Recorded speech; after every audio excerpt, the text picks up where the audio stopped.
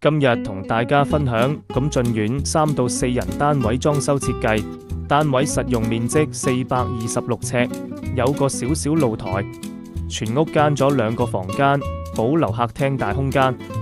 入門口用長磚間一個兒童房，仲有個換鞋凳，房間做一個小窗。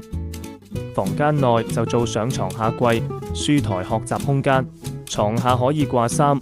房門做玻璃門透光。客廳牆面全部做護牆板，搭配隱形門。電視牆同樣係主人房間房嘅牆。主人房就做5尺地台床連梳妝台衣櫃，舒適嘅居住空間，光線明亮。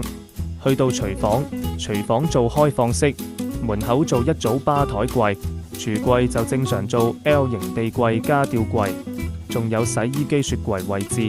大家有需要裝修歡迎PM 我報價。